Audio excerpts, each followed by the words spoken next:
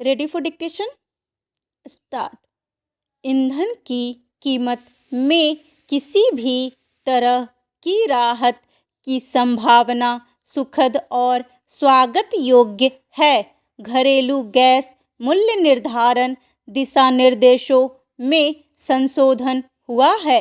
कीमतों पर एक सीमा लगाई गई है जिससे सीएनजी और पीएनजी की कीमतों में 10% तक कमी की संभावना है। यह बात सर्वविदित है कि सीएनजी का प्रयोग वाहनों में बढ़ा है और पाइप्ड कुकिंग गैस पीएनजी का इस्तेमाल भी शहरों में बढ़ रहा है। अतः कीमतों के घटने से करोड़ों लोगों को फायदा होगा। गौर करने की बात है कि अंतर्राष्ट्रीय बाजारों में अचानक उछाल के बाद पिछले कुछ महीनों में सीएनजी और पीएनजी दोनों की दरों में 80% की वृद्धि हुई है। अब केंद्र सरकार की कोशिश है कि कीमतों को अस्थिर रखा जाए।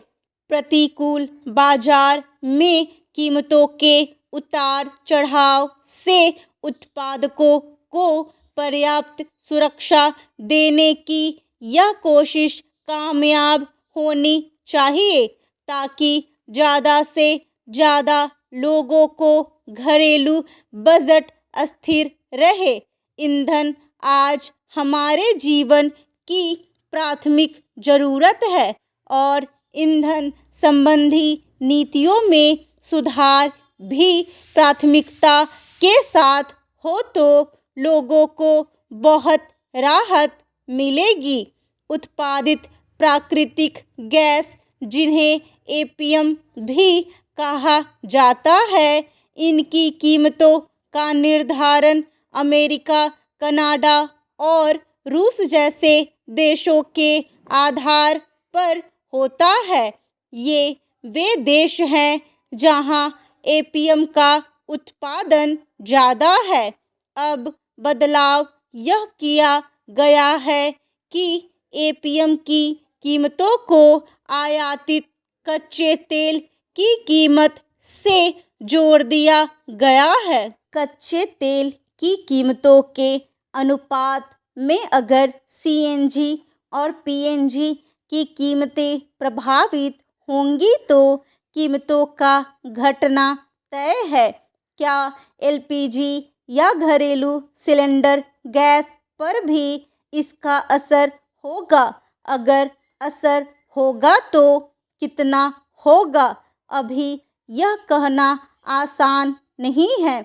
जो नीतिगत परिवर्तन हुआ है उसके अनुसार सीएनजी और पीएनजी की कीमतें 2 साल तक कम रहेंगी, पर उसके बाद प्रति वर्ष $0.25 के हिसाब से बढ़ेंगी। मतलब अगर कीमत प्रति वर्ष 30 रुपये भी बढ़ती है तो बहुत राहत की बात होगी।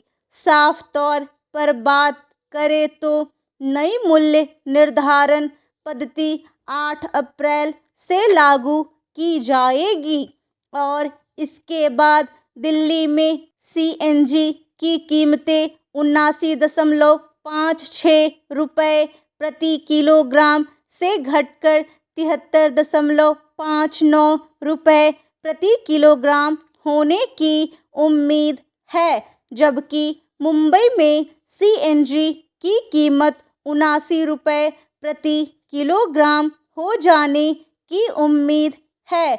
अलग से अगर विचार करें तो राज्यों के बीच ईंधन की कीमतों में ज़्यादा अंतर भी एक गलत बात है। ईंधन को राजनीति से आज़ाद करना जरूरी है ताकि सभी राज्यों में ईंधन की कीमतें कमोबेश समान रहे।